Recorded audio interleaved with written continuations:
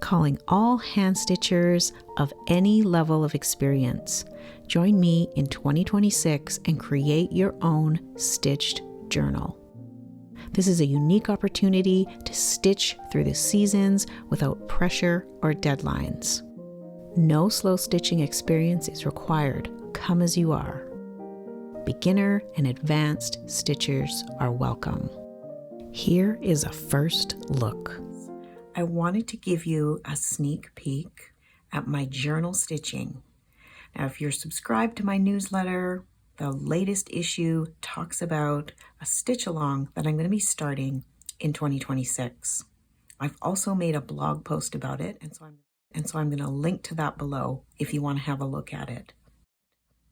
But I thought I would show you the journal stitching that I've been working on recently. And this is a work in progress. It's nowhere near finished.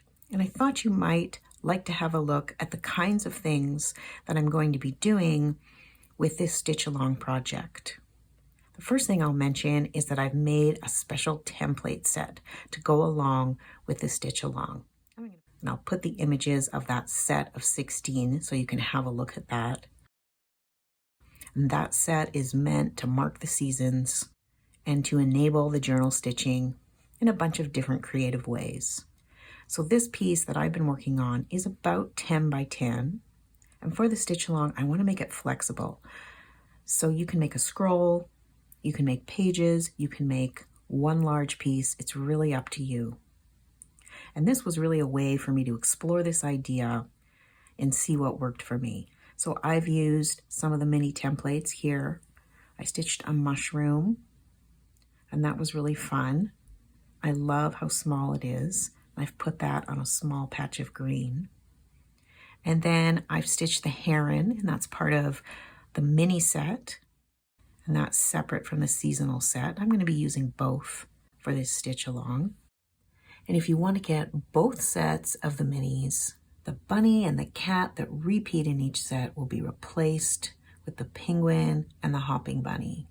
Just let me know when you check out and type the word penguin into the notes section, and the repeats will be swapped out for you.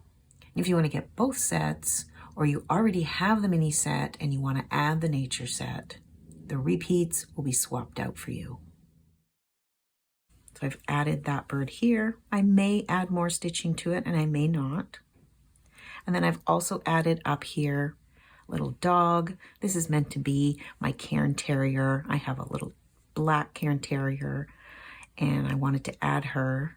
And then instead of filling it in, I've just added some stitching lines going diagonally one way and the other way. And then there's a leaf that's from that set. And I stitched it in red to signify a maple leaf because I'm Canadian, but it can also be used for the fall. You could stitch this to signify the falling leaves. And then here, I've stitched a snowflake because we have snow already where I live, and I haven't stitched it yet. I've just outlined it, and I think I'm going to stitch that in white. Although most of the shapes I've stitched, I've used this dark blue color. This is the Wonderful Spaghetti, and it's a size 12 thread, and it's about the thickness of 2 strands of embroidery floss.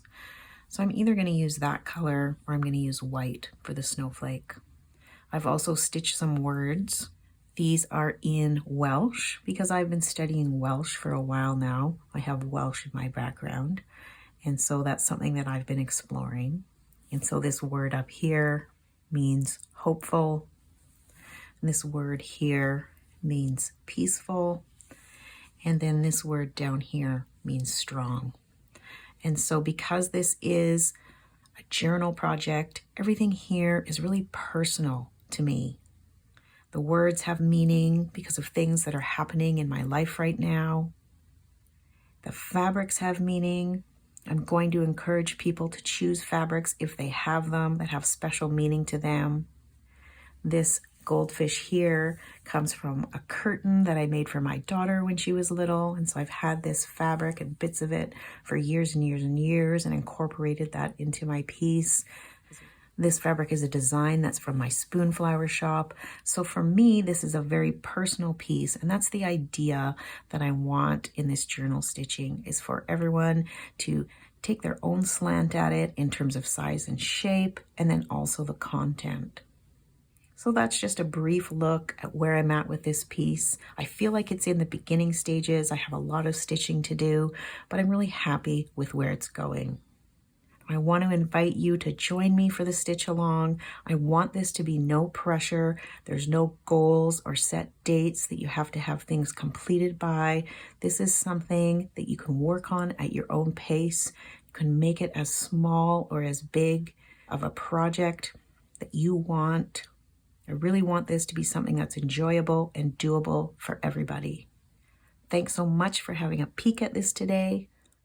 Take a moment and hop over and read that blog post and sign up so you can get all the details on how you can participate.